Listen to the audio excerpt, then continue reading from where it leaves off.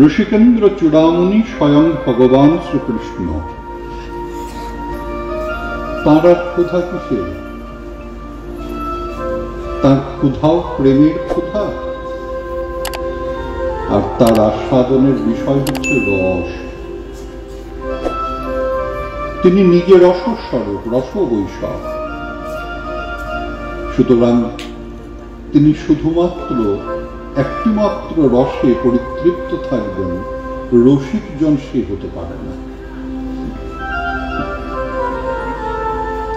যে ভোজন রসিক সে শুধু মিষ্টিই ভালোবাসে, জানতে হবে সে ভোজন রসিক নয়, সে শুধুমাত্র মধুর রসের প্রতি আকৃষ্ট।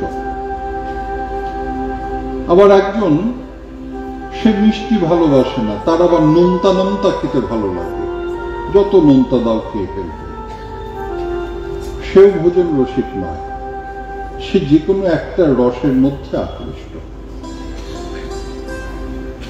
কিন্তু যে ভোজন রসিক সে যেমন আনন্দ সহকারে মধুর রস আস্বাদন করবে, তেমনি আনন্দ সহকারে তিক্ত রস আস্বাদন করবে। তার মিষ্টি খেতে, মিষ্টি খাওয়ার সময়, মধুর রস আস্বাদন করবার সময় সে যেমন সেই মধুর রসের অভ্যন্তরে গিয়ে উপস্থিত হয়। একটা রসগোল্লা মিষ্টি, একটা পান্তুয়াও মিষ্টি, একটা জিলাপি সেও মিষ্টি, একটা প্রাণহরা সেও মিষ্টি, রসমালাই সেও মিষ্টি, মিল্ক কেক সেও মিষ্টি। কিন্তু তাদের স্বাদের বৈচিত্র্যের কারণে পৃথক পৃথক নামকরণ হয়েছে।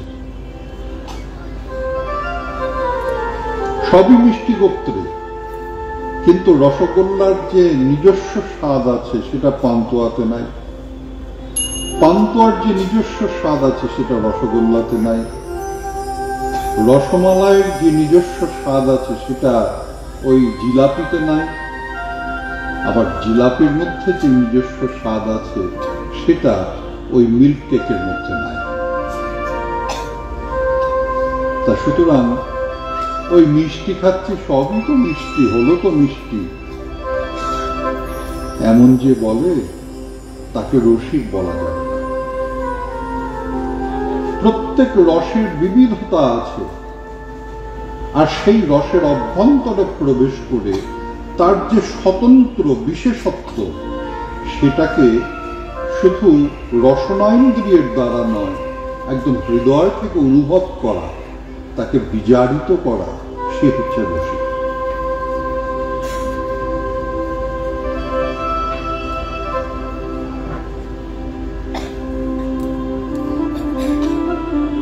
মিষ্টি ভালোবাসো বাসি?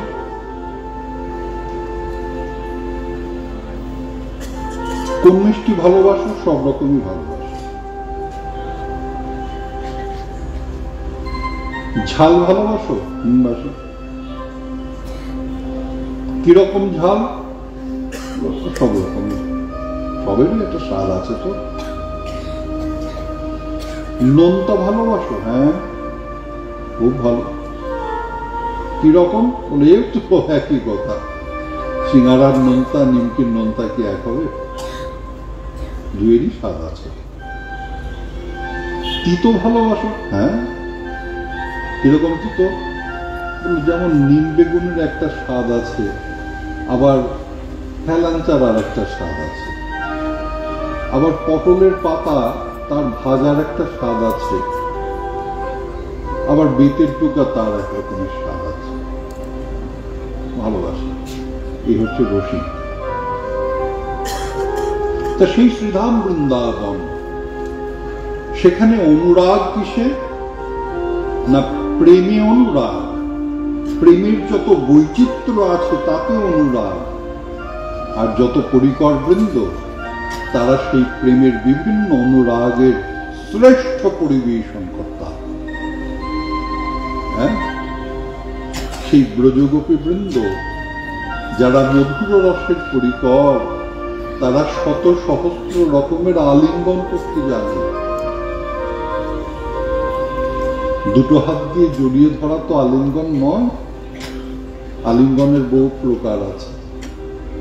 তা রসিকেন্দ্র চূড়ামণি শ্রীকৃষ্ণ তিনি যেহেতু রস আস্বাদন করতে গিয়েছেন, সুতরাং রস আস্বাদন ওই পিপাসা পূর্ণ করবার জন্য তারা যত যত বিষয় আছে সমস্ত বিষয়ে তারা প্রতিবেশী। তারা কত প্রকারের দৃষ্টি জানেন? প্রেমের দৃষ্টি সে যে বড় মধুর দৃষ্টি, কখনো অত্যন্ত চোখা ধারালো, আবার কখনো ওই শিশিরসিক্ত পদ্মপত্রের মতো ভিজে ভিজে চোখের পাতা সেই দৃষ্টি দিয়ে দেখা। আর তীব্র প্রেমের বহিঃপ্রকাশে একদম প্রেমাঞ্জন ছুরিত লোচন, সেই দৃষ্টিতে দেখা দুটো এক জিনিস নয়। তারা কতভাবে দর্শন করতে জানে, নয়নের দ্বারা তারা প্রেম নিবেদন করতে কত প্রকারে ফুটিয়েছে।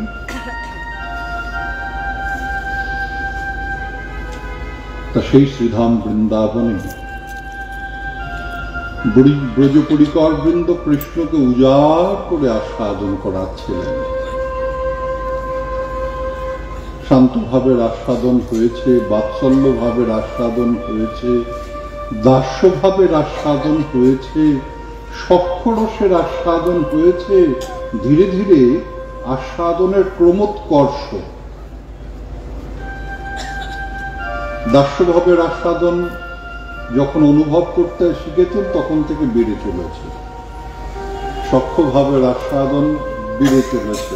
প্রথমে ছোট ছোট বালকদের সাথে দৌড়াদৌড়ি, ছোটাছুটি, তারপরে দুষ্টুমি, তারপরে মিথ্যা বলা, তারপর এইরূপ পিছনে নানাভাবে ওই রসিকতা সৃষ্টি করা।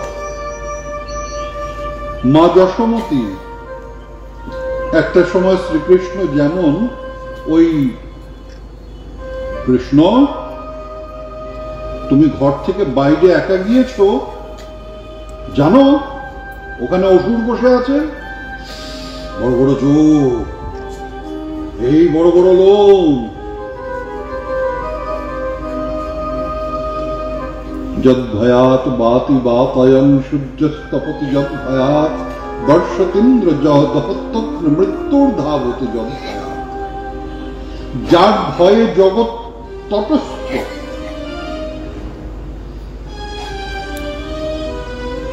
যার ভয়ে প্রকৃতি নিজ নিয়মে সঞ্চালিত হচ্ছে। সূর্যের চতুর্দিকে গ্রহ নক্ষত্র বৃন্দ ভ্রমণ করে বেড়াচ্ছে, কেউ কারোর সঙ্গে ধাক্কা লাগে না। কেন? কৃষ্ণের ভয়। আমাদের প্রকৃতির অন্যথা করার উপায় নেই। যখন সময় হবে প্রভু নিজ পরের দ্বারা ধ্বংস সাধন করবে। আমরা যদি বিপথগামী হয়ে যাই তাহলে বিপদের সৃষ্টি হবে। সুতরাং ওই সমগ্র জগৎ যার অনন্ত ঐশ্বর্যকে ওই ভীতি সন্ত্রস্ত নেত্রে দর্শন করে, সেই স্বয়ং ভগবান শ্রীকৃষ্ণ ওই মা যশোমতীর কল্পিত একটা চিত্র শ্রবণ করে ধীরে ধীরে ধীরে ধীরে নয়নে ভীতি আগমন করলো। ধীরে ধীরে মুখখানা শুকিয়ে গেল, মুখের হাসি শুকিয়ে গেল। তারপর গুটি গুটি গুটি গুটি এসে মাকে জড়িয়ে ধরে বললেন, মা আমার ভয় করছে, আমি আর কখনো যাব না। মা যশোমতী জানেন তার ছেলে কথার অন্যথা করবে না। সে যে মায়ের সন্তান, হ্যাঁ সে যে মায়ের সন্তান, আমার মতো দেখতে। দেখেছিস কৃষ্ণকে? এই দেখ আমার গায়ের রং, এই কৃষ্ণের গায়ের রং মিলিয়ে দেখ। এই দেখ আমার চুল কোচকানো কোচকানো, এই কৃষ্ণের চুল মিলিয়ে দেখ। এই আমার চোখ দেখ, এই কৃষ্ণের চোখ দেখ। এই আমার ঠোঁট দেখ, এই কৃষ্ণের ঠোঁট দেখ। কৃষ্ণ আমার সন্তান। তা মায়ের সন্তান কৃষ্ণ, মা যশোমতী বিশ্বাস করেন যে কৃষ্ণ তার কথার অন্যথা করবে না। কৃষ্ণ কখনো কৃষ্ণ যখন বলেছে যাবে না, মানে যাবে না। কিন্তু সেই কৃষ্ণ বড় হলো, সেই কৃষ্ণ বড় হলো, ও মা, তারপরে তো মিথ্যা বলতে শিখে গেল।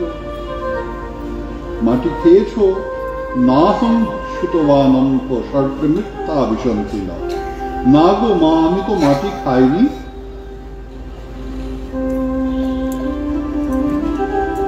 ব্রজের মৃত্তিকা যে মৃত্তিকা নয়, সে যে শুধু মাটি মাত্র নয়, সে যে জগতের সর্বশ্রেষ্ঠ সাধনের বস্তু, এটা রসিকেন্দ্র চূড়ামণি ছাড়া কে বুঝবে?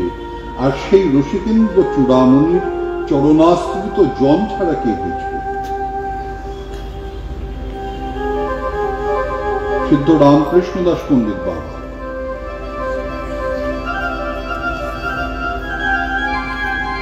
বয়স হয়েছে, আর মাধুপুরি করতে যেতে পারেন না। কৃপাসিন্ধু দাস বাবা, মাধব দাস বাবা, এরা মাধুপুরি করে এনে আনেন আর তিনি গ্রহণ করেন। কোনো ব্যঞ্জন গ্রহণ করেন না, ওই ব্রজবাসী বৃন্দের ঘরের রুটি, আর যদি তারা কখনো লবণ দেন, একটু লবণ। মাধুপুরি সব একত্রিত করা হলো, তার মধ্যেও আস্বাদনের ভাব না থাকে, সমস্ত রুটি কুটি কুটি কুটি কুটি করে ছেঁড়া হলো। তার মধ্যে ওই যদি লবণাদি কিছু থাকে বা ঘৃত থাকে সেটা দেয়া হলো। পরিশেষে খানিকটা বৃন্দাবনের রস মিশিয়ে দেওয়া। সকলে ভোজন করছেন। এক ভক্ত চিন্তা করে দেখল যে বাবার বয়স হয়েছে, এসব মাটি টাটি বাবার ভোজন করা উচিত না, এগুলো পেটে গেলে ক্ষতি হবে, শরীর খারাপ হবে। ওই ভক্তবৃন্দ শেষকালে আরো যখন বয়স হলো, ভক্তবৃন্দ তারাই এই সমস্ত প্রস্তুত করে বাবাকে অল্প একটু দিতেন, বাবা সামান্য একটু গ্রহণ করতেন। মুখে দিয়ে বললেন, এই মাধুপুরি কোথা থেকে এনেছিস? এতে তো কোনো আস্বাদন নাই। সেবকরা এই ওর দিকে তাকাচ্ছে, সে তার দিকে তাকাচ্ছে। এই জীবনে প্রথম শুনলাম বাবার তো বাবার আস্বাদন বোধ আছে। এতকাল তো জানতাম বাবা মিষ্টি, টক, ঝাল, নুন কিছু বোঝে না।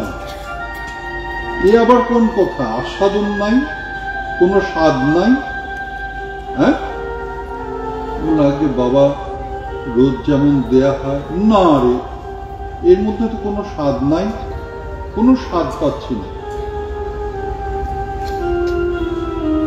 কৃপাসিন্ধু দাস বাবাজি মহারাজ, তিনি জেনেও কিছু করেননি। সিদ্ধ রামকৃষ্ণ দাস পণ্ডিত বাবার প্রধান ভক্ত, প্রধান সেবক। তিনি রোজ দর্শন করেছেন। ওই সিদ্ধ বাবা তিনি একটু করে খানিকটা করে রস মিশিয়ে দেন। বাবার উদরে বোধহয় কোনো সমস্যা হয়, অন্যান্য ভক্তরা যখন ওইটা নির্মাণ করছেন, কৃপাসিন্ধু দাস বাবা সেটা দর্শন করেছেন, আপত্তি করেননি। হ্যাঁ, একটু মনে লেগেছে বাবা করেন, ঠিক আছে ঠিক আছে, স্বাস্থ্য খারাপ হতে পারে, ঠিক আছে। কৃপাসিন্ধু দাস বাবা বললেন,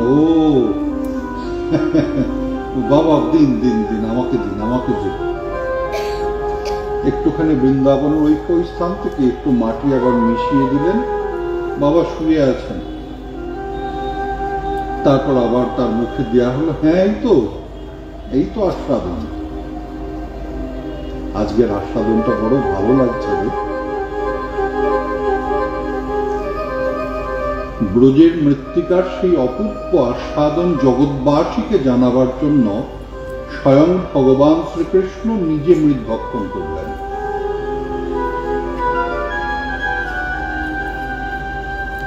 এদিকে ওই মহিমা প্রচার করতে হবে তো, কানাঘুষো করতে করতে, মা কৃষ্ণ মাটি খেয়েছে। কারণ কৃষ্ণ মাটি খেলো কি না খেলো, এটা যদি আমি জানতে না পারি, এটা যদি জগৎবাসী জানতে না পারে, তাহলে সেই লীলার তো আর কোনো তাৎপর্য থাকে না। লীলা কিসের জন্য? অনুগ্রহায় ভক্তানাং মানসং দেহমাশ্রিতঃ ভজতে তাদৃশী ক্রীড়া যা শ্রুত্বা তৎপরে হবে। ভক্তবৃন্দকে অনুগ্রহ করবার জন্য ভগবান লীলা প্রকাশ করেন। সেখানে প্রকট আছে, অপ্রকট আছে। অপ্রকট লীলাতে যে কি কি করে বেড়াচ্ছেন সে একমাত্র তিনি জানেন, আর তার পরিকর বৃন্দ জানেন। প্রকট লীলা কার জন্য? জগৎবাসীর জন্য। না হলে জগৎবাসী শিখবে কোথা থেকে? কেমন ভাবে তার সেবা করলে তিনি বেশি ভালোবাসেন? কেমন ওই আর্তি প্রকাশ করলে তিনি ধরা প্রদান করেন? কি জাতীয় ওই রসের ভিয়ানে তিনি পরিতুষ্ট হন, সেটা তো জগৎবাসীকে জানাতে হবে। এই জন্যই প্রকট লীলা।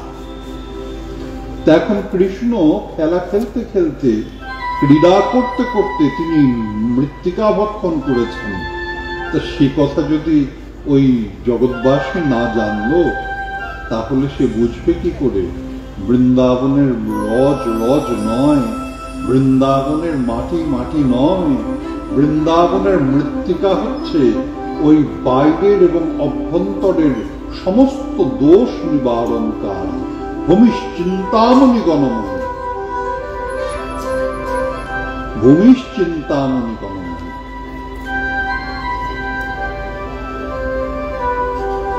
সখারা বলে দিয়েছেন, মা বললেন যে কৃষ্ণ মাটি খেয়েছিস, পেট খারাপ হবে তোর। না হম ভক্ষিত বা অনন্ত, আমি মাটি খাইনি মা, আমি মাটি খাইনি, সবাই মিথ্যা কথা বলছে। আগর বিশ্বরূপ দর্শন করেছিলেন মা যশোমতী। হ্যাঁ, কৃষ্ণ এবার মিথ্যা বলতে শিখে গেলেন। ওই বাৎসল্য রসের মধ্যে ক্রমোন্নতি, এই করতে করতে সখ্য রসে ক্রমোন্নতি, সখ্য রসের সাথে মধুর রসের বিমিশ্রণ, সখাবৃন্দের সহযোগিতায় সখীদের সাথে মিলনের প্রচেষ্টা ইত্যাদি ইত্যাদি হতে চলেছে। শ্রীধাম বৃন্দাবনে ক্রমে বৃদ্ধি পেতে চলেছে, বৃদ্ধি পেতে চলেছে।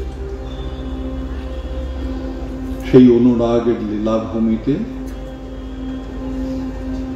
ভগবান শ্রীকৃষ্ণের সর্বশ্রেষ্ঠ লীলার বহিঃপ্রকাশ হল।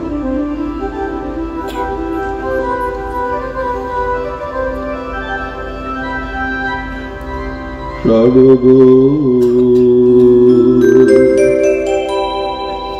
চন্দ পবন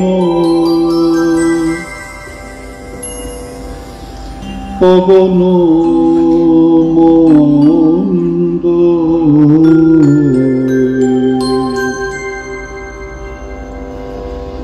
শরদ চন্দ পবন মন্দ বিপিনে ভর কুসুম গন্ধ হে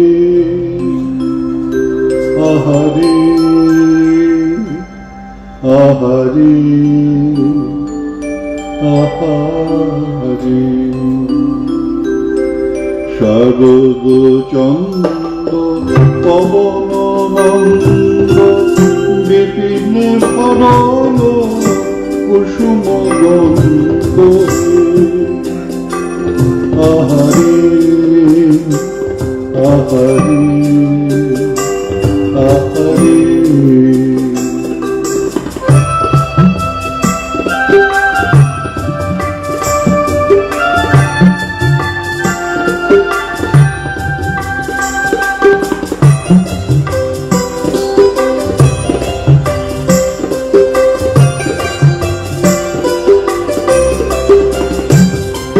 ফুল্ল মল্লিকা মালতী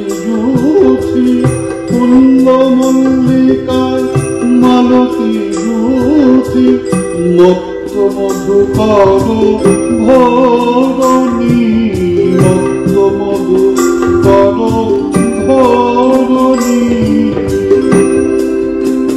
আহারে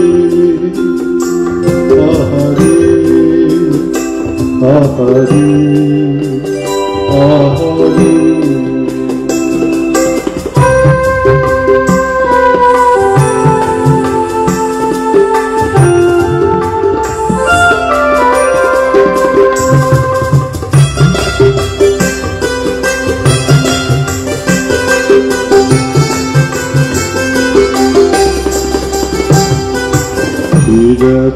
রাতে ওই ছলমতে শ্যাম মোহন মদনে মতে।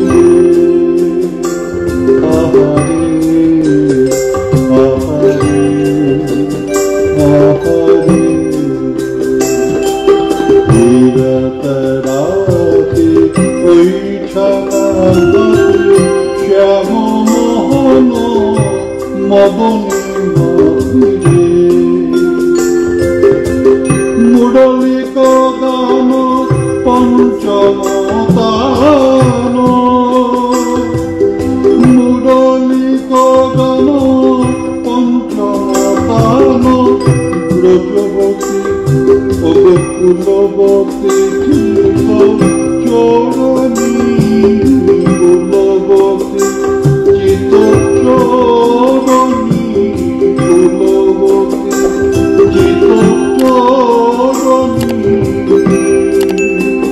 আহারে আহারে আহারে আহারে। রাগদ চন্দ পবনন্দ বিপিনে ভরল কুসুম গন্ধ হে। ফুল্ল মল্লিকা মালতী জ্যোতি, ফুল্ল মল্লিকা মালতী জ্যোতি। মত্ত মধুকর ধরণী, মত্ত মধুকর ধরণী।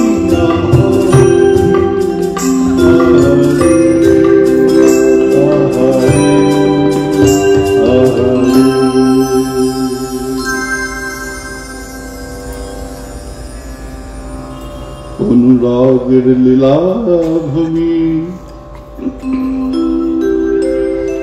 মধুময় শ্রীধাম বৃন্দাবনে।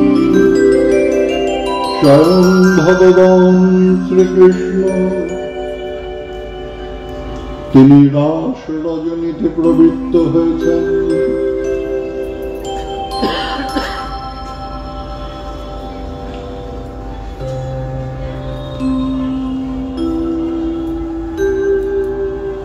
সেদিন গোষ্ঠ থেকে ফেরার পথে বড় ক্লান্ত পরিশ্রান্ত।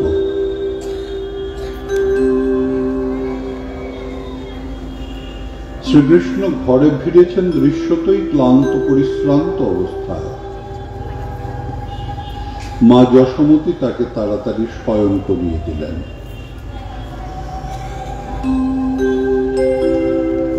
কিন্তু সেদিন তো রাস রজনী। সেই চিলিকাঠার ঘরে জানালা দিয়ে ভগবান শ্রীকৃষ্ণের অপূর্ব দর্শন। কোন এক ভ্রমর এসে গুনগুন গুনগুন গুনগুন করে তার নিদ্রাভঙ্গ করে দিল।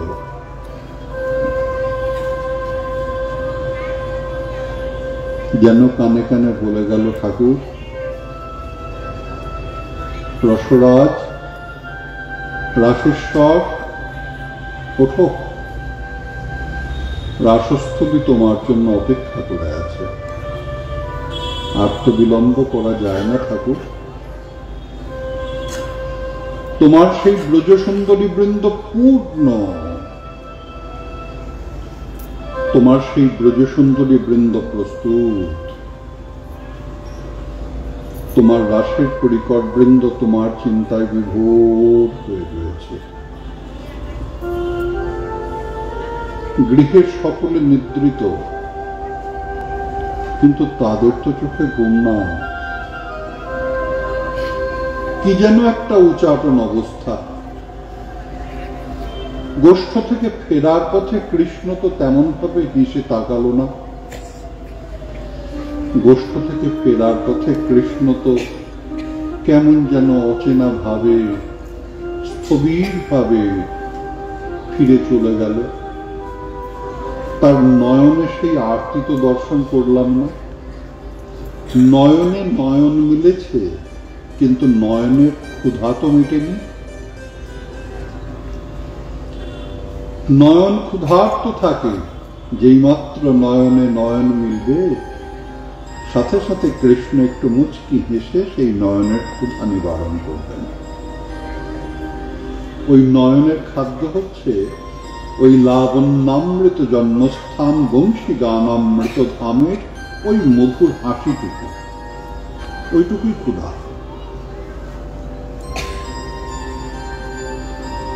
নৃত্য করতে করতে কৃষ্ণ একটা বিশেষ ভঙ্গি করবে, ওইটুকুই ক্ষুধা। একভাবে তো নয়, কখনো সরাসরি, কখনো মুখ নিচু করে, কখনো মুখ উঁচু করে, কখনো ডাইনে তাকিয়ে বাঁয়ে তাকায়, কখনো বাম দিকে মুখ করে ডাইনে তাকায়। কৃষ্ণের কত প্রকার নয়নের ভঙ্গি, দেশে নয়ন তো নয়। কখনো মনে হয় আরক্ত নয়ন, নয়ন থেকে যেন প্রেম ছিটকে পড়ছে। আর সেই নয়ন যখন চপল হয়ে ওঠে, তখন সেই আরক্ত ভাব লুপ্ত হয়ে এক অপূর্ব ভাবের বহিঃপ্রকাশ। বৃহৎ আখি পল্লব ঝলমল ঝলমল করে ওঠে। ওই যুক্ত ভ্রুযুগল যখন নৃত্য করে ওঠে, যখন ভ্রু দুটো নাচিয়ে ওই একবার একটু সম্বোধন করেন, ভ্রুর মধ্যে যতগুলি লোম আছে প্রত্যেকটা লোম স্বতন্ত্রভাবে নৃত্য করে ওঠে। এমন তো আর দেখিনি। হ্যাঁ, ওই কৃষ্ণতে আজকে ফিরার সময় এমনটা করল না। অন্যান্য দিন যেমন কৃষ্ণের নয়নে ক্ষুধা থাকে, আর সেই নয়ন দিয়ে আমাদের নয়নের ক্ষুধা নিবৃত্ত করে। আমাদের হৃদয়ে ক্ষুধা থাকে, কৃষ্ণের হৃদয়েও ক্ষুধা থাকে, দর্শনের ক্ষুধা। আমাদের সেই ওই প্রেমপূর্ণ চাহনিতে কৃষ্ণ যেন অপেক্ষা করে থাকে, অনুভব করি, বুঝতে পারি। কোথাও মিচকে হাসতে হাসতে, কোথাও কি ভঙ্গিমা করতে করতে কৃষ্ণ যে কত জানে, বাবা জানেও বটে, এ ছেলে জানেও বটে। নাগর যদি হয়, প্রেমিক যদি হয়, এমনই যেন হয়। এমন একভাবে তো নয়, একভাবে তো নয়। এই ছেলে কতভাবে যে প্রেম করতে জানে, বাপরে বাপ, ছেলে জানেও। ভাবতে গিয়ে হৃদয়টা ঝলমল ঝলমল করে ওঠে, নিজের অজান্তে মুখে হাসি চলে আসে। গৃহকর্ম করতে করতে খিলখিল খিলখিল করে হেসে ওঠেন ব্রজসুন্দরীরা। যদি কোনো গৃহের কেউ দেখে ফেলে, কি গো বৌমা, হাসছো কেন? হ্যাঁ, না না, কি ওই বাদরগুলো লাফাচ্ছে। হ্যাঁ, বাদরগুলো, তাই বলো অমন হাসারও কিছু হয়।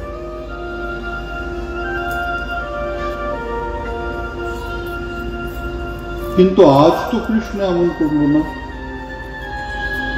হৃদয়ের মধ্যে কি একটা উচাটন অবস্থা, হৃদয়ের মধ্যে কি একটা ছটফটানো। তাদের নিদ্রা নাই। সেই রাত্রিবেলা কেউ বসলেন নিজেকে সাজানোর জন্য। শাশুড়ি জিজ্ঞাসা করলেন, কি গো বৌমা, হঠাৎ সাজতে বসলে, এখন তো ঘুমাবে। মা, ঘুম আসছে না তো, তাই এই পুরনো অলংকারগুলো দেখছি। হ্যাঁ হ্যাঁ, ভালো করেছ। মাঝে মধ্যে না গয়না টয়নাগুলো একটু দেখে দেখা টাকা উচিত, তাহলে মনে থাকে। বেশ, নিজের অজান্তে একটা পাত্র নিয়ে কে দুগ্ধ দহন করতে আরম্ভ করেছে। ও মা, এই বউটার মাথা খারাপ হলো নাকি? বৌমা কি করছো? হ্যাঁ, দুধ দোয়াচ্ছি। এখন দুগ্ধ দহনের সময়? এখন শোয়ার সময়, ভোরবেলা তো দুধ দোয়াবো, এখন দুধ দোয়াতে গিয়েছো কেন? ও তাই তো না, আমি ভাবলাম যদি রাত্রেবেলা দুধটা দুইয়ে শিশিরের মধ্যে রেখে দিই তাহলে মাখন হবে। ও না, এই বউটার তো বুদ্ধি আছে দেখতে পাচ্ছি। আচ্ছা, করো করো করো। সে ব্রজসুন্দরী জানেন না তিনি কি করছিলেন, কেন গিয়েছেন ওই গরুকে দহন করতে। শুকদেব গোস্বামীচরণ বর্ণনা করেছেন, দহন্ত যজ্ঞশ্চে দহনেত্ব আসংসুকা। ওই মধ্যরাত্রে গিয়েছিলেন কোন কোন ব্রজসুন্দরী দুগ্ধ দহন করবার জন্য। সুকমুনি এই ব্রজসুন্দরীদের যে উচাটন অবস্থা, এই উচাটন অবস্থাটা প্রকাশ করবার জন্য বিশেষভাবে এটা উল্লেখ যেন করছেন যে শোনো, সে রাজা কোনোদিন শুনেছ মধ্যরাত্রে কেউ দুধ দোয়াতে যায়? লাগে না তো, তেমন শুনিনি তো। অবশ্য তুমি কোথা থেকে শুনবে? তুমি বলে রাজা, তুমি রাজা, তুমি কোনোদিন দহন বিষয়ে জানো নাকি? না না, তোমার জানার কথা না। পরীক্ষিত মহারাজ করজোড়ে বললেন, মুনিবর, গুরুদেব আপনার কৃপাতে রাজা হতে গেলে সব জানতে হয়। তা আমি রাজা মানে দেখুন, ওই আমার পূর্বপুরুষ কখনো বনবাসে গিয়েছে, কখনো অজ্ঞাতবাসে গিয়েছে, এগুলো তো শ্রবণ করেছি, আপনার শ্রীমুখেই শ্রবণ করেছি। তা সুতরাং রাজাকে কখন কি করতে হয় কেউ জানে? হ্যাঁ, অজ্ঞাতবাসে আমার পিতামহ দেব তিনি নৃত্য ওই শিক্ষক হয়েছিলেন, অর্জুন নাচ শেখাতেন। হ্যাঁ, তা সুতরাং এসব কথা তো জানি, রাজাকে সব জানতে হয়। তা সেই জন্য গুরুদেব আপনার চরণের আশীর্বাদে আমি কিন্তু সব জানি, কিভাবে দহন করতে হয়। আমার গুরুদেব, আমার যিনি ওই শিক্ষাগুরু ছিলেন, তিনি আমাকে দহন শিক্ষা প্রদান করেছেন, তিনি আমাকে কৃষি শিক্ষা প্রদান করেছেন, তিনি আমাকে ওই রোপণ শিক্ষা প্রদান করেছেন। হ্যাঁ, যেমন আমি অস্ত্র শিক্ষা করেছি, যেমন রাজনীতি শিক্ষা করেছি, তেমনি ব্যবহারিক জীবনের শিক্ষাও আমি করেছি। তা আমি জানি, ভোর রাত্রে দহন হয়, আবার সন্ধ্যাকালে দহন হয়। যারা ভোর রাত্রে দহন করেন তারা ওই ভোর রাত্রে দহন করে সেই দুধটা দিয়ে তারা ওই বিক্রয় ইত্যাদি করেন। আর সন্ধ্যাকালে যারা দহন করেন তারা সন্ধ্যাকালে সাজা দিয়ে দেন আর সে দই বসিয়ে দেন। ভোর রাত্রে সেই দধি মন্থন করে তার থেকে মাখন সৃষ্টি হয় এবং তার থেকে ঘোল সৃষ্টি হয়। বাহ বাহ, তুমি তো জানো। কি হয়েছে জানো মহারাজ, এই ব্রজসুন্দরী তারা কেউ কেউ আজ রাত্রেবেলা কি জানি কি করি নিজের অজ্ঞাতে পাত্র নিয়ে গিয়েছেন দুগ্ধ দহন করতে। হৃদয়ের অবস্থাটা বুঝতে পারছো? হ্যাঁ, নিজের অজ্ঞাতে মন যখন মনে থাকে না, হৃদয় যখন হৃদয় থাকে না, মানুষ যখন মানুষের মধ্যে থাকে না, তখন সে যে কি করে সে নিজেও জানে না। তাদের হৃদয় নিজের হৃদয় নয়, তাদের হৃদয় শোষণ করেছে ওই রসিকেন্দ্র চূড়ামণি, তাদের নাগর পুরুষোত্তম তাদের ওই হৃদয় শোষণ করেছে। তারা নিজেরা নিজের মধ্যে নাই, তার কারণ তাদের হৃদয়, প্রাণ, দেহ সমস্ত কিছু কৃষ্ণ চরণে অর্পণ করে দিয়েছে। নাও কৃষ্ণ সব দিলাম। আজ হতে আমাদের আর কিছু থাকলো না। আমাদের হৃদয় আমাদের নয়, আমাদের শরীর দেহ আমাদের নয়, আমাদের সত্তা আমাদের নয়। এইখানেই ব্রজসুন্দরীদের শ্রেষ্ঠত্ব। বৃন্দাবনের যে পরিকর বৃন্দ, তাদের এখানেই শ্রেষ্ঠত্ব। শুধুমাত্র ব্রজসুন্দরী নয়, বৃন্দাবনের প্রতিটি পরিকর নিজেদের সত্তা কৃষ্ণ চরণে অর্পণ করেছেন।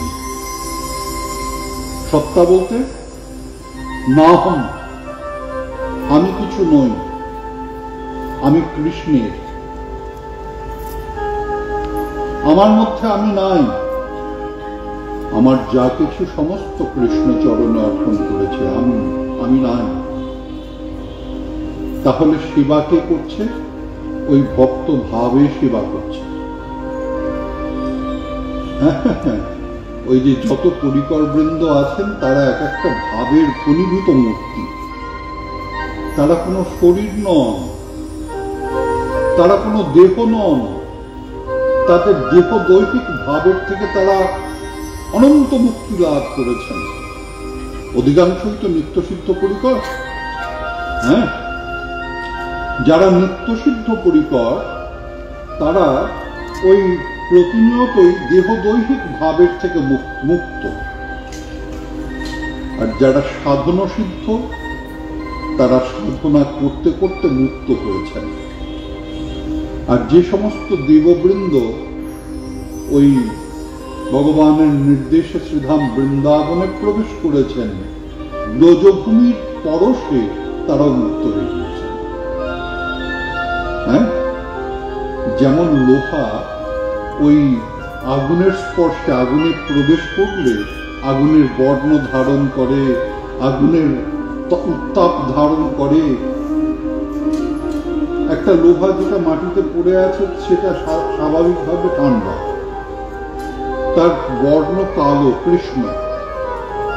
কিন্তু যেই সেই লোহার টুকরোটাকে আগুনে ফেলা হবে, সঙ্গে সঙ্গে ধীরে ধীরে ধীরে ধীরে সেই লোহা কি করবে না, আগুনের গুণ ধারণ করতে, আগুনের রূপ ধারণ করতে, আগুনের প্রকৃতি ধারণ করতে।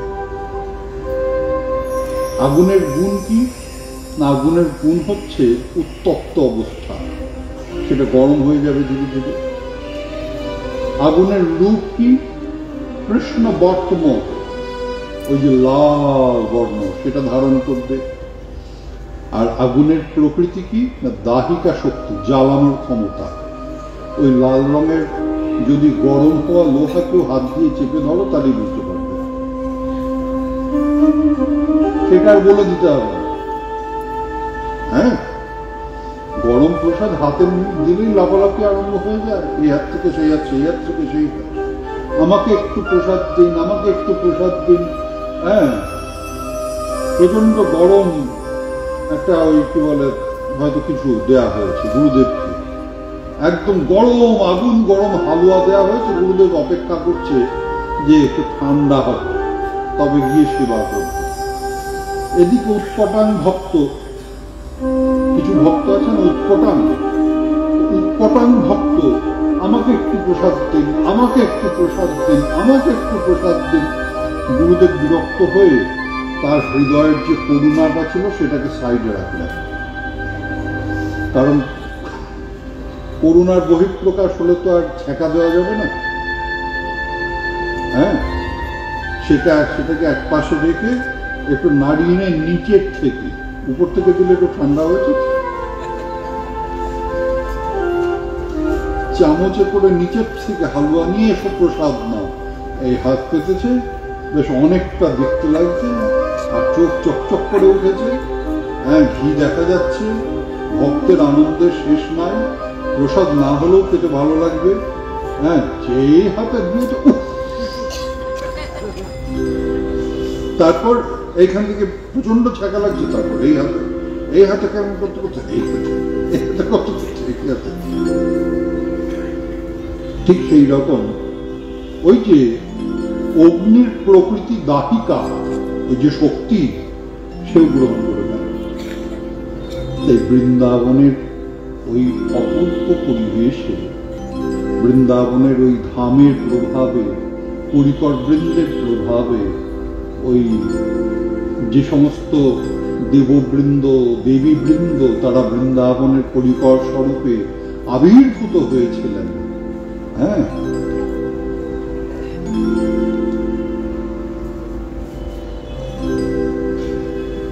একই মিউজিক দিচ্ছ।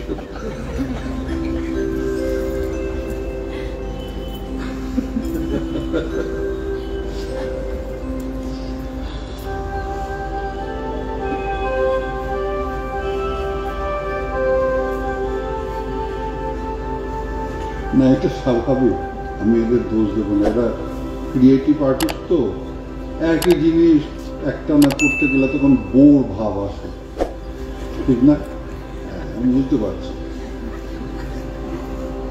হ্যাঁ, সেই ইয়েতে দেখলাম আমাদের মন্দিরে ওই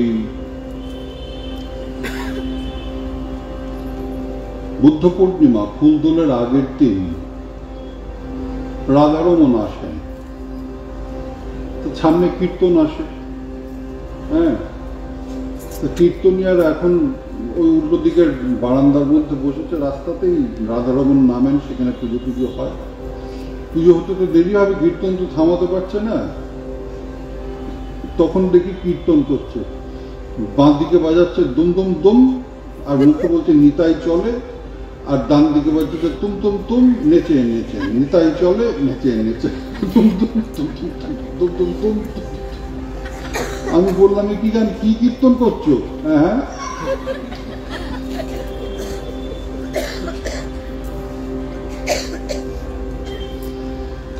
নিতাই।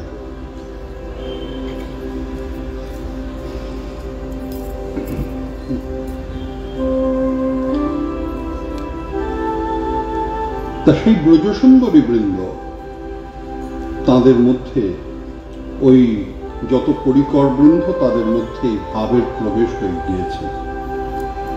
নিজের সত্তা সকলে কৃষ্ণ চরণে অর্পণ করেছেন, আর এই পরিকর বৃন্দের শিরোমণি হচ্ছেন আমাদের ব্রজসুন্দরী বৃন্দ। যথাসময়ে কৃষ্ণ গিয়ে মুরলীবাদ্য করলেন, ব্রজসুন্দরীরা সমস্ত ছেড়ে ছুটে আসলেন। প্রথমে কৃষ্ণ পরীক্ষা করলেন, স্বাগতং গো মহাভাগা প্রিয়ঙ্কিং করবানিক। ওহে ব্রজসুন্দরীরা, এই মধ্য রাত্রে তোমরা গৃহ ছেড়ে, আত্মীয় পরিজন ছেড়ে এই গভীর অরণ্যে যমুনা পুলিনে চলে এলে, একই কাণ্ড করেছ। না না না না, কাজটা ঠিক করোনি, ঠিক করোনি, এ কাজ তোমাদের ঠিক নয়। শোনো, আচ্ছা যাকে বলো দেখি, প্রিয়ঙ্কিং করবানিব, তোমাদের প্রিয় কাজ কি করব?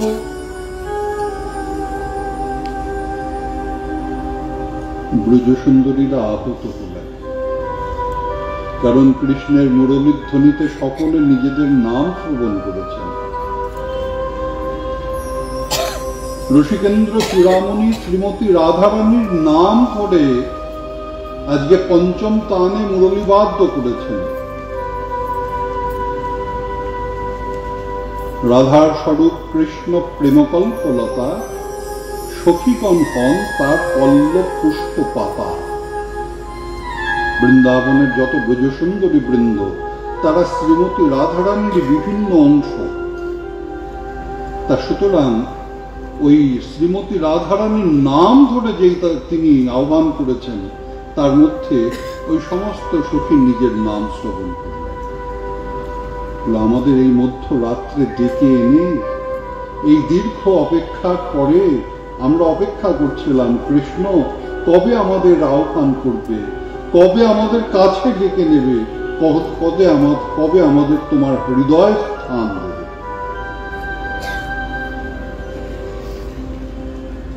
এত আর্তে নিয়ে আমরা এসেছি, এখন শেষ পর্যন্ত এই কথা, কি প্রিয় করব? তুমি জানো না কৃষ্ণ, তুমি কি প্রিয় করতে পারো? তাহলে ডেকেছ কেন? তাদের হৃদয়ের ভাবকে কিঞ্চিৎ স্তিমিত করে নিলেন। কেউ বলেন ওই তাদের প্রেমের পরীক্ষা নিলেন, হ্যাঁ, তাদের যোগ্যতার পরীক্ষা নিলেন। আর কেউ বলেন তাদের ভাবটা একটু ঠান্ডা করে নিলেন। তীব্র ক্ষুধা যদি হৃদয়ে থাকে তাহলে রস আস্বাদন করা যায় না। হ্যাঁ, প্রচন্ড খিদে যার, সে রস আস্বাদন করতে পারবে না, কারণ ক্ষুধা তার ওই রস আস্বাদনের যে যোগ্যতা, সেই যোগ্যতাকে বাধিত করবে। তা সেই জন্য তাদের খানিকটা থমকে নিলেন, তারা খানিকটা নিজেদের মধ্যে নিজেদের ভাবকে ফিরে পেল। শেষে কৃষ্ণ তাদের নিয়ে নৃত্যাদি করলেন। তারপর তাদের হৃদয়ে অহংকার এলো, জগতে আমরা শ্রেষ্ঠ। কৃষ্ণ তাদেরকে ত্যাগ করে অন্তর্হিত হলেন। এরপরে শ্রীমতী রাধারানীর হৃদয়ে অহংকার এলো, এই ব্রজসুন্দরীদের মধ্যে আমি শ্রেষ্ঠা। শেষ পর্যন্ত কৃষ্ণ তাকেও ত্যাগ করলেন।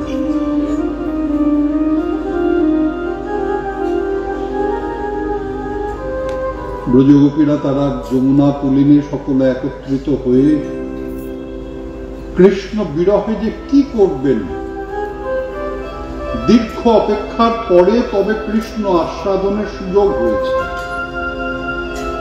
উন্মত্ত হয়ে গিয়েছেন কৃষ্ণের বিরহে, তারা আর শান্ত হতে পারছেন না, উন্মাদের মতো আচরণ করছে। যার যেমন ভাব সেই ভাবের অনুকরণ করতে আরম্ভ করলেন। সেই আবির্ভাব থেকে আরম্ভ করে কৃষ্ণ যত যত লীলা করেছেন সেগুলো স্মরণ করতে আরম্ভ করলেন, আর সেই অনুরূপ আচরণ করতে আরম্ভ করলেন।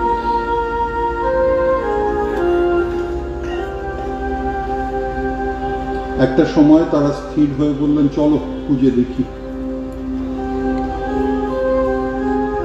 অনুসন্ধান করতে করতে করতে করতে শেষ পর্যন্ত শ্রীকৃষ্ণের চরণ চিহ্ন পেলেন, তার সাথে শ্রীমতী রাধারানীর চরণ চিহ্ন লাভ করলেন।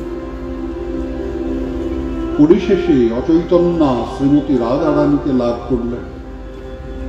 অনয়া রাধিত নূনং ভগবান হরিশ্বর জন্ম বিহায় গোবিন্দ প্রীত জানয়। শেষ পর্যন্ত অচৈতন্য রাধারানীকে নিয়ে তারা পুনরায় যমুনা পুলিনে আসলেন। ভাই সব, আমরা কৃষ্ণকে খুঁজে বেড়াচ্ছি, আর কৃষ্ণ আমাদের কাছে ধরা দিতে চাইছেন। তার মানে আমরা পথে পথে খুঁজছি, আর কৃষ্ণ কণ্টকাকীর্ণ ওই অরণ্যে ভ্রমণ করছে। আমরা কৃষ্ণকে কষ্ট দিচ্ছি। চলো যমুনা পুলিনে যাই।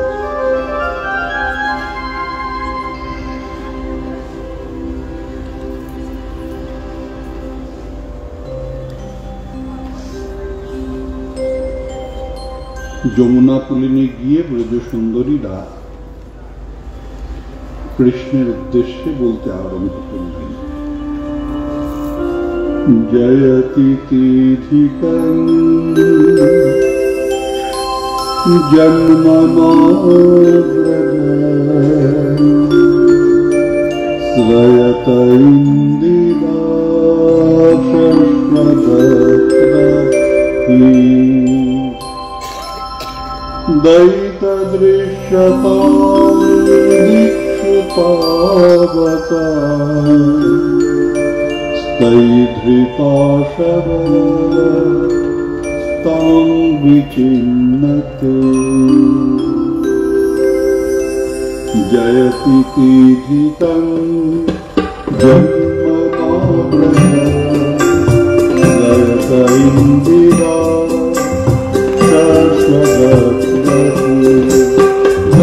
দৈতদৃশ্যতাং দীক্ষুতাবতা স্তৈধৃতাশব তাং বিচিন্নতে। বলুন,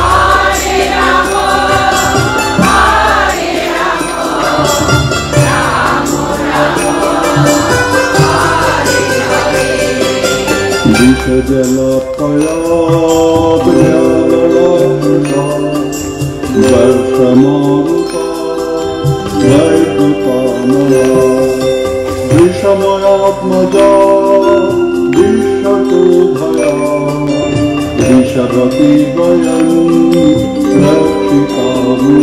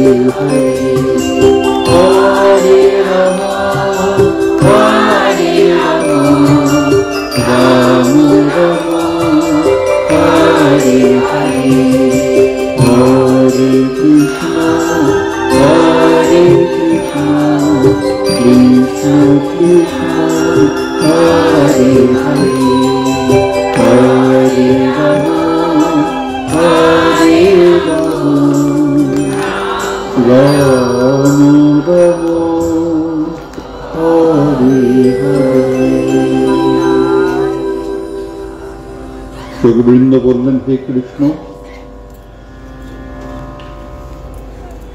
জয়তি কেধিকং জন্মনাব্রজ শ্রয়ত ইন্দিরাশস্যদ্রহি দৈতরিষ্যতাং বিক্ষুতাভতাস্তৈধৃতাশবতাং বিচিন্নতি।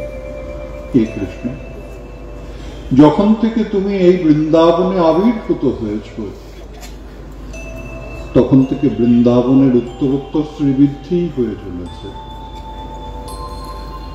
ব্রজবাসী জনের ব্রজের প্রতিটি পরিকরের আনন্দের বৃদ্ধি হয়েছে। তোমার ওই ধ্বজচক্র জবাঙ্কুশ চিহ্নিত চরণ ব্রজে পড়ে ব্রজ উন্নত হয়েছে। তোমার যত যত লীলা প্রকাশিত হয়েছে, লীলা উৎকর্ষের সাথে সাথে আমাদের শ্রীবৃদ্ধি হয়েছে, আনন্দের বৃদ্ধি হয়েছে।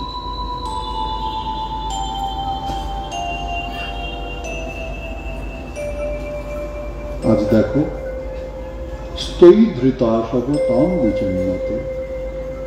এই ব্রজের সবাই কত সুখী, এই ব্রজের সবাই কত আনন্দে রয়েছে, এই ব্রজের সবাই পরমানন্দ সমুদ্রে নিমজ্জিত। কিন্তু আমাদের দেখো, আমরা যারা তোমাকে ছাড়া আর কিছু জানি না, যারা শুধুমাত্র তোমাকে নিয়ে আছি, আমাদের কত কষ্ট, আমাদের কত দুর্দৈব চিন্তা করে দেখো, আমাদের কপাল কত মন্দ। যে কৃষ্ণকে আমরা সবচেয়ে বেশি পেয়েছি বলে মনে করি, যে কৃষ্ণ আমাদেরকে সবচেয়ে বেশি ভালোবাসে বলে মনে করি, সেই আমাদের কি দুর্দশা কৃষ্ণ।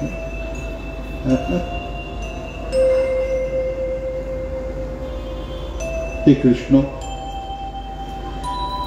যখন কালীয় নদ ওই কালীয় নাগের বিষে বিষাক্ত হয়ে গেল, ব্রজবাসীজন রক্ষা করো রক্ষা করো, কত ব্রজবাসী জন, কত গাভী গোবৎস তারা মৃত্যুবরণ করলো, সেদিন তুমি রক্ষা করেছিলে। যখন অঘাসুর ব্রজে এলো, সেই অঘাসুরের জঠরে সমস্ত ওই গোপ বালকেরা প্রবেশ করে গিয়েছে। সেই অঘাসুরের প্রচন্ড বিষে তাদের মৃত্যু ঘটেছে, তুমি তাদেরকে রক্ষা করেছো। শুধু তাদেরকে তো নয়, এই বৃন্দা ব্রজধাম কোন একটা বস্তুকে ব্রজধাম থেকে বাইরে নিলে ব্রজধামের আনন্দ বিঘ্ন হয়। এটা শুধু তুমি বলে নয়, হ্যাঁ, ব্রজধামে কোন একটা বস্তু যদি কষ্টে থাকে, সমগ্র ব্রজধাম কষ্টে থাকবে। তা সুতরাং বর্ষ মারুতা, তুমি যখন বললে যে হে পিতা, যে গিরিরাজ তোমাদের অন্ন দান করছে, যে গিরিরাজ আমাদের পশু পালন করছে, সেই গিরিরাজের পূজা না করে কোন ইন্দ্রের তুমি পূজা করছো পিতা? সেই ইন্দ্রকে কখনো দেখেছ? তোমার ওই সিদ্ধান্তে মোহিত হয়ে আমরা সবাই গিরিরাজের পূজা করতে আরম্ভ করলাম। সত্যি সত্যি ইন্দ্র রুষ্ট হলো। তখন আমরা দেখলাম ইন্দ্রের প্রকোপ কি। হ্যাঁ কৃষ্ণ, সেদিন তুমি বাম হস্তের কনিষ্ঠাঙ্গুলিতে গিরিরাজ ধারণ করেছিলে। যখন ইন্দ্র দেখলো যে বৃষ্টিপাত করে কোনো লাভ হলো না, তখন প্রচন্ড বজ্রপাত আরম্ভ করলো। তারপর প্রচন্ড ঝড় সৃষ্টি করলো। কিছুতেই যখন কিছু করতে পারলো না, 7 দিন পরে সে আত্মসমর্পণ করল। রক্ষা তুমি করেছিলে।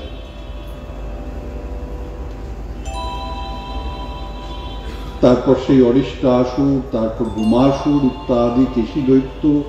এখানে একটু কথা আছে, এই যখন রাসলীলা হচ্ছে তখন কিন্তু এইগুলো, এই সমস্ত তোমার গিয়ে বৃষাসুর, তারপর তোমার গিয়ে এই সমস্ত অসুরেরা তখনও বৃন্দাবনে আসেননি। তো বিষয়টা তারা জানলেন কি করে? না, ওই যে গর্গাচার্য কৃষ্ণের যে মহিমা বর্ণনা করেছেন, মহর্ষি ভাগুরি যখন বলেছেন, পৌর্ণমাস ইত্যাদি এই ব্রজসুন্দরীদের কাছে গল্প আকারে বলেছেন। শুধু তাই নয়, তারাও তো যে সে নয়, তারাও তো সর্বজ্ঞ। লাদিনী সার সমবেতা সম্বিত সার রূপা, কোথায় সেই ওই গর্গাচার্য ভাগুরি ইত্যাদি এই অবলা ব্রজসুন্দরী বৃন্দ? তাদের জ্ঞান, তাদের বুদ্ধি, তাদের চৈতন্যের নখাগ্রের 100 1 ভাগের তুল্যও নয় সমস্ত মনে ঋষি। কারণ তাদের গঠনটাই লাদিনী সার সমবেতা সম্বিত সার রূপা। শুধুমাত্র লাদিনীর সার নয়, চিদংশে সম্বিত, যারে জ্ঞান পরিমাণ, সেই জ্ঞানের সারাতে সার। ঋষিবৃন্দ হাজার হাজার বছর তপস্যা করে যে জ্ঞানের সন্ধান লাভ করেন, সেই জ্ঞানের সারাতে সার দিয়ে এই ব্রজসুন্দরীদের গঠন। সুতরাং কোথায় সেই মুনি ঋষিরা? এরা তো সর্বজ্ঞ। দেবী যোগমায়া তাদের সব ভুলিয়ে রেখেছে। আর শুধু তাই নয়, এই তীব্র বিরহ কারণে তারাও নিত্যলীলায় প্রবেশ করে গিয়েছেন। এই রাসলীলা তো প্রথম হচ্ছে না, এই পূর্বকল্পেও তো হয়েছে। ব্রহ্মার পূর্ব দিবসে ওই ব্রহ্মার দিনের ভিতর তিহ একবার অবতীর্ণ হইয়া করেন প্রকট বিহার। এটা তো বর্তমান দিনের ঘটনা হচ্ছে। তা এদের পূর্ব দিনে ব্রহ্মার যে পূর্ব দিবস, তখনও তো ব্রজে এই রাসলীলা হয়েছে। হ্যাঁ, তা সেই রাসলীলা, সেই যে নিত্য যে ওই ভাবনা, সেই ভাবনায় তারা প্রবেশ করে গিয়েছেন। সেই কারণে তারা ওই অতীতকালের কথা বলতেন, কৃষ্ণ তুমি আমাদের রক্ষা করেছিলে। যে ঘটনা ঘটেইনি তাতে আবার রক্ষা করেছিলে বলা যায় কি করে? এখনো তো এই ঘটনা ঘটেনি, এখনো বৃষাসুর প্রবেশ করেনি। এখনো কেশী দৈত্য প্রবেশ করেনি, এখনো বোমাসুর প্রবেশ করেনি, ব্রজধামে এখনো তারা প্রবেশ করেনি। অথচ ব্রজসুন্দরীরা বলছেন, এরা যখন আমাদের আক্রমণ করেছিল তখন তুমি আমাদের রক্ষা করেছিলে। অতীতের কথা হচ্ছে, করবে না, করেছিলে। অর্থাৎ কৃষ্ণ বিরহে তারা সেই পূর্ব লীলার স্মৃতিতে প্রবেশ করে গিয়েছিলেন। তারা দর্শন করছেন কৃষ্ণ কি কি ভাবে ব্রজকে রক্ষা করেছেন। হ্যাঁ, বলছেন কৃষ্ণ সেদিন যদি আমাদের এত কষ্টই দেবে, তাহলে সেদিন কেন আমাদের রক্ষা করেছিল গো? এত কষ্টই যদি আমাদের, তার কারণ তোমার বিরহে আমাদের শুধু মৃত্যুটুকু হচ্ছে না, তোমার বিরহে আমাদের মৃত্যুটুকু শুধু হচ্ছে না, এই তীব্র বেদনা সহ্য করা যায় না। সুতরাং কৃষ্ণ তাহলে কেন রক্ষা করবে? ও, বুঝতে পেরেছি, তুমি আসলে ওই সব রক্ষা করেছো ওই ব্রজবাসীদের রক্ষা করার জন্য, তার মধ্যে আমরা পড়ে গিয়েছি, তাই না? হ্যাঁ, ও আচ্ছা আচ্ছা, ঠিক আছে ঠিক আছে। কিন্তু দেখো কৃষ্ণ, ওই নখল গোপিকা আনন্দ ভবান অখিল দেহি নামন্তরাত্মে বিখন স্বার্থিত বিশ্বগুপ্তয়ে সত্য দৈবান সত্যতান। শোনো, আমরা শ্রবণ করেছি, আমরা জানি ব্রহ্মার প্রার্থনায় এই জগৎকে রক্ষা করবার জন্য তুমি আগমন করেছ। আমরা কি জগতের বাইরে? নাইবা হলাম ভক্ত, আমরা হয়তো তোমার ভক্ত নই, তোমার ভক্ত হতে পারিনি। তুমি ভক্ত ভালোবাসো জানি, কিন্তু আমরা ভক্ত নাইবা হলাম। এই বিশ্বের মধ্যে তো আমরা আছি। তাতে হে কৃষ্ণ, তুমি আমাদেরকে কৃপা করো, তুমি আমাদের দর্শন দাও, একটিবার দর্শন দাও, আর তোমার পর আমাদের মস্তকে প্রদান করে আশ্বাস প্রদান করো। এইটুকুই চাই, এর বেশি কিছু চাই না। তুমি যদি আমাদের গ্রহণ করতে না চাও, গ্রহণ না করো, জোর করবো না। আমাদের যদি তুমি গ্রহণ করতে না চাও, না করো, জোর করবো না। কিন্তু একটিবার দর্শন দাও, একটিবার এসে তোমার চরণ যুগল দেখিয়ে যাও। তোমার চরণ যুগল কণ্টকাতীর্ণ হয়নি, একটিবার এসে দেখিয়ে যাও। একটিবার শেষবারের মতো তোমার ওই অপূর্ব, ওই তোমার সুন্দর নটবর স্বরূপটা একটিবার দর্শন করে যাও। একটিবার তোমার ওই যে হাতের দ্বারা জগৎকে কল্যাণ করো, সেই হাতটা তোমার মাথায় থাকে।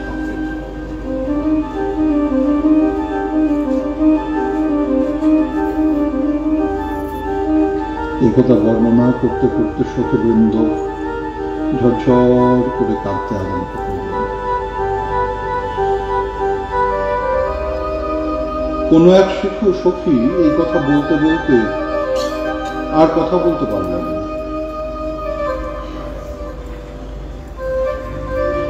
তার নয়ন দিয়ে অশ্রু বাহিত হতে হতে তার কণ্ঠ রোধ হয়ে গেল। সমস্ত সখীবৃন্দ একভাবে বিভাবিতা হয়ে তারা সকলে অধবদনে অশ্রু বর্ষণ করতে আরম্ভ করলেন।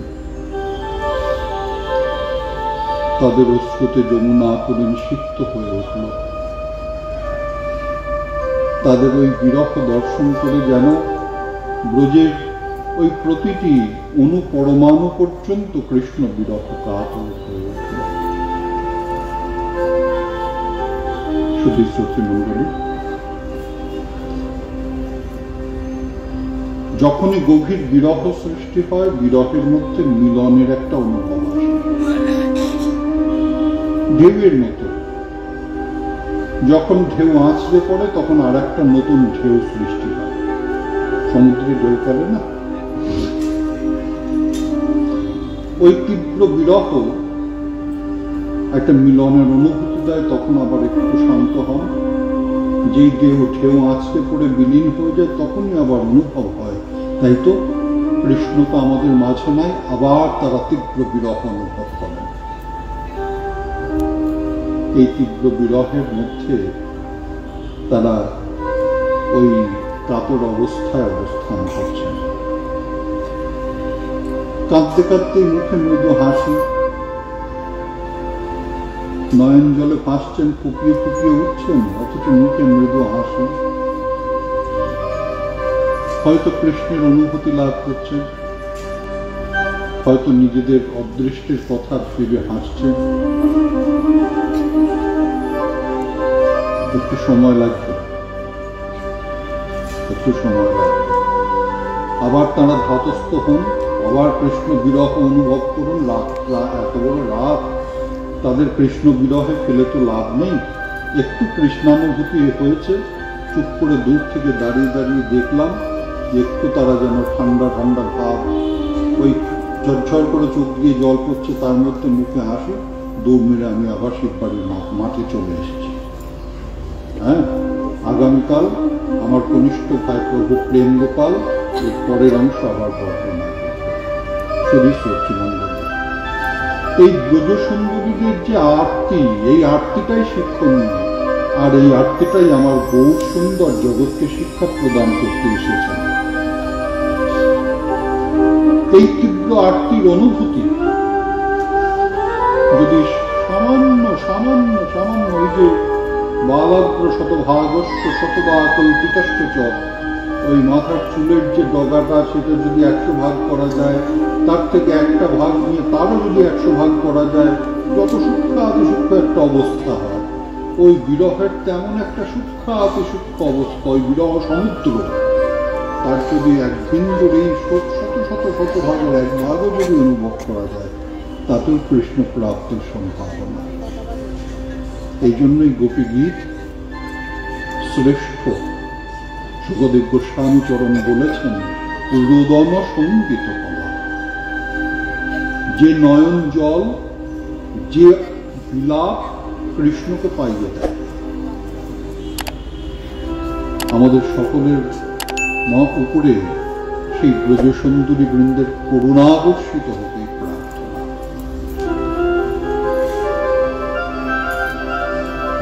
আগামীকাল যথাসময়ে আবার ভাগবত পরিবেশিত